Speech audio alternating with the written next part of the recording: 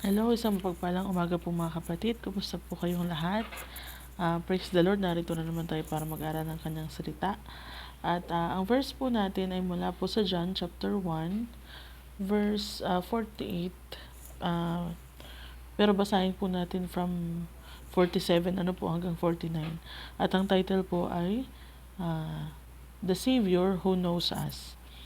So sabi po dito sa John chapter 1, verses 47 to 49, Jesus saw Nathanael coming toward him and said of him, Behold, an Israelite indeed, in whom there is no deceit. Nathanael said to him, How do you know me? Jesus answered him, Before Philip called you, when you were under the fig tree, I saw you. Nathanael answered him, Rabbi, you are the Son of God. You are the King of Israel. Amen. So, sabi po dito sa ating Our Daily Bread, like any attentive parent, I know my children. I know how they'll respond when I wake them up. I know what they'll want in their lunches. I know countless interests, desires, and preferences. But for all that, I'll never know them perfectly, inside and out, the way our Lord knows us.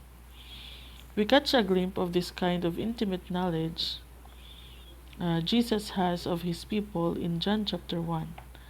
As Nathanael, who Philip had urged to meet Jesus, moved toward him, Jesus pronounced, Here truly is an Israelite in whom there is no deceit. Yun po nabasa natin sa verse 47.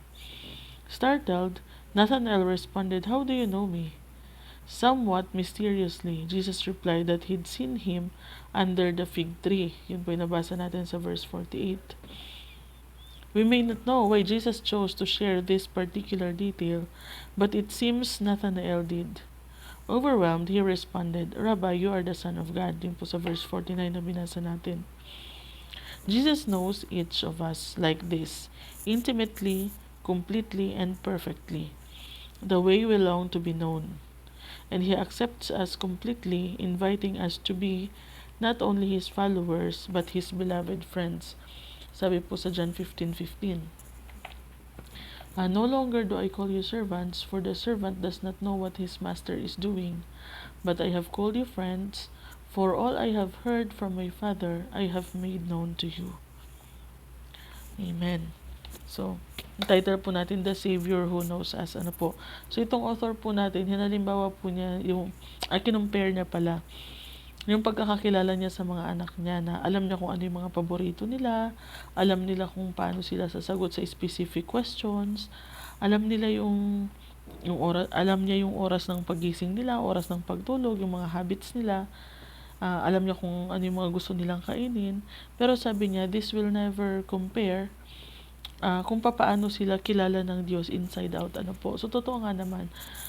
Yung family natin, yung friends natin, kilala nila tayo, but meron pa rin mga bagay sa atin na hindi nila alam. Ano po? So, iba kasi minsan yung personality na pinapakita natin sa ating family, iba yung personality na pinapakita natin sa ating mga kaibigan, at yung totoong tayo talaga na Diyos lang ang nakakaalam. Ano po? Sabihan niya na dito, hinalimbawa niya, nung nakilala ni Jesus si Nathanael, ano po. So, inaya ni Philip si Nathanael, sabi niya, sumunod nga sila kay Jesus, ano po. So, nagda-doubt pa siya. So, nung palapit na sila, sinabi ng Panginoon na, Here truly is an Israelite in whom there is no deceit. So, nagtaka ngayon si Nathanael, sabi niya, paano mo ko nakilala? Sabi ni Jesus Christ, nakita kita under doon sa, nung andun ka sa ilalim ng fig tree.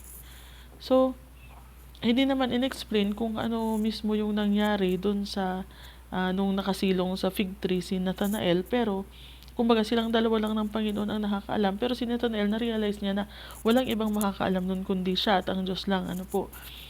Doon niya kinilala ang Panginoong Jesus na sabi niya, Teacher, Rabbi, you are the Son of God, sabi niya. You are the King of Israel. So, then in-invite sila ng Panginoon na sumunod sa Kanya. Ano po? So, sa atin din pong buhay, ganun tayo may mga kaibigan tayo, may mga pamilya tayo na masasabi nilang kilalang kilala nila tayo kasi alam nila yung mga habits natin, yung pag-uugali natin, paano tayo sumagot, paano tayo magsalita, paano tayo matulog, lahat yung mga ganun ba. But this will never compare kung paano tayo kakilala ng Panginoon. Ano po? Yung pagkakakilala sa atin na intimate, complete, and perfect, wala tayong maitatago sa Kanya. Ano po? At yung nakatutuwa pa doon, nakaka-bless, is kahit nakilala niya tayo ng buong buo, tinanggap niya pa rin tayo bilang kanyang mga kaibigan. Ano po? At inaanyayahan niya tayo na maging kaibigan niya. Minsan iniisip ko, siguro pag kasi yun nga nabanggit ko kanina, iba yung personality natin sa harap ng pamilya, ng kaibigan, at yung personality natin na tayo lang yung nakakaalam, yung pag tayo na lang ang mag-isa. At minsan iniisip ko, siguro kung alam ng pamilya ko or alam ng mga kaibigan ko yung totoong pagkatao ko pag ako lang mag-isa, hindi ko alam kung ituturing pa nila akong kaibigan or ituturing pa nila akong pamilya. Kasi lahat tayo meron tayong mga kanya-kanyang pag-uugali na tayo lang yung nakakaalam, yung naitatago natin sa iba, pero hindi natin maitatago sa Diyos yun. So, kung tao siguro, baka hindi nila ako kayang mahalin ng katulad ng pagmamahal nila sa akin ngayon. Ano po? Pero ang Diyos, despite dun sa pagkakakilala niya sa akin ng buong buo, alam niya yung lahat ng karumihan ko, alam niya yung lahat ng kasalanan ko, alam niya yung lahat ng lihim na tinatago ko. Kahit ganun ang pagkakakilala niya sa akin, tinanggap niya pa rin ako at minahal ng buong buo. Imagine that. May mga, kahit sa asawa natin, minsan meron tayong mga, tawag dyan, area ng buhay natin na hindi natin ma-share. Ano po? Lalo yung mga past na sa childhood pa natin or sa yung buhay natin minsan nung hindi pa tayo nakakakilala sa Panginoon, may mga moment ay yung mga may mga areas ng buhay natin, yung minsan yung mga iniisip natin na hindi natin may open basta-basta kahit sa ating asawa, ano po, hindi natin may open basta-basta sa ating kaibigan or sa ating mga best friend, sa ating parents, ano po. Kasi alam natin na pag nalaman nila kung ano yung mga iniisip natin, baka hindi na nila tayo mamahalin, ano po. Pero ang Diyos, ganun na lang niya tayo kamahal na despite dun sa ating napakaruming pagkatao, despite dun sa ating maruming pag-iisip, despite dun sa ating judgmental na pag-uugali, despite dun sa mga maruruming laman ng ating puso, ano po, despite dun sa mga kasalanan na ginagawa natin, ano po, na alam niya, minahal niya pa rin tayo at gusto niya pa rin tayo maging kaibigan. Sabi nga sa John 15:15, no longer do I call you servants, for the servant does not know what his master is doing, but I have called you friends. For all I have heard of my Father, I have made known to you. So tayo po ay kaibigan na ng Panginoong Hesus. So, siya talaga yung best friend natin na masasabihan natin ang lahat ng iniisip natin. Siya yung best friend na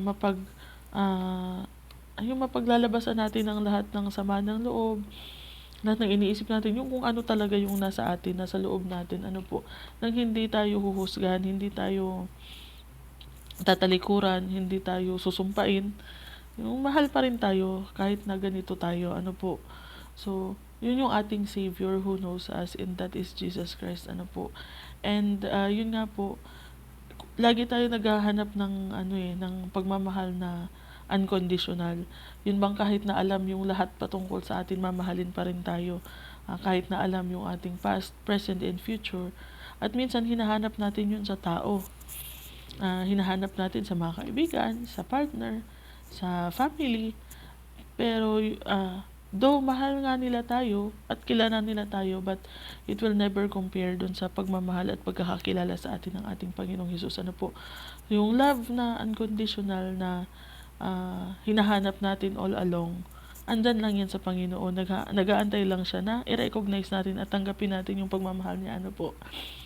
Sa kasi natin sa family, may din lahat may limit eh. Family, friends, and sa partner natin, lahat yan may limits, ano po.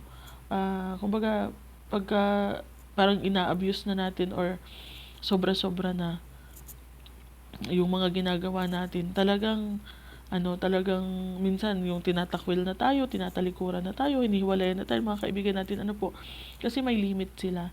Pero sa Panginoon, ano man yung ginawa mo, ano man yung um, past mo, ano man yung pag-uugali mo, ano man yung kasalanan na nagawa mo, ano po. Basta totoo ay lumapit tayo sa Kanya, confess natin sa Kanya, humingi tayo ng tawad sa Kanya ng buong puso, at tanggapin natin sa Panginoong Hesus, ating Panginoong Hesus bilang ating Diyos at tagapagligtas. Kakalimutan niya na lahat yun, buburahin niya na lahat yun, ano po. Hindi na niya alalahanin pa. Pag sa tao, kasumbat-sumbat pa yan eh. Na ano, na, ikaw nga nung ano, sabi mo sa akin, ganito yung ginawa mo, ganyan. So, ganun yung nature ng tao, ano po. Nare-reach nila yung kanilang limit at yung isusumbat talaga pagka nagkaaway pa kayo, maaalala niya pa, pero ang Panginoon hindi siya ganun. Ganun niya tayo kamahal, ano po. And so, if we are looking for the same kind of friendship or relationship or pagmamahal na yung kilala tayo at mahal na mahal pa rin tayo despite dun sa pagkakakilala natin. There's no better friend than Jesus, ano po. Siya yung talagang totoong nakakakilala sa atin at alam yung lahat sa atin, pero mahal pa rin tayo. So, uh, sa ating buhay po, ano po, let us be a friend of God, ano po. Tanggapin po natin ang Panginoong Hesus sa ating buhay bilang Diyos at tagapagligtas, and we will always have this best friend na kasakasama natin, laging umuunawa sa atin, lagi tayong yung hindi tayo iiwanan, hindi tayo tatalikuran, ano po, at patatawarin yung lahat ng mga nagawa natin before, patatawarin, at yung present, pag tayo ay sumunod sa Kanya, itutuwid niya tayo dun sa tamang daan, ano po, direct niya tayo sa dapat nating daan na tahakin, ano po. So, ganun po kabuti ang ating Diyos at ganun niya tayo kamahal despite ng ating mga masasamang pag-uugali or maruruming mga pag-iisip, ano po. So, purihin ang Panginoon at pasalamatan natin lagi ang Panginoon sa pag-ibig at pag-unawa niya sa atin, ano po. So, let us pray. Hallelujah. Salamat, Panginoon. Purihin ka, O Lord. Salamat po na patuloy niyo po kami binibigyan ng pagkakataon, O Lord. Salamat po na patuloy niyo po kaming pinapatawad, inuunawa at minamahal, Panginoon. Kahit na po napakarami po namin mga nagawa na hindi kalugod-lugod sa inyo. Kahit na alam niyo po kung ano yung totoo naming pagkatao.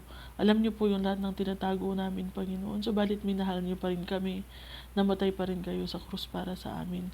Maraming salamat, O Lord.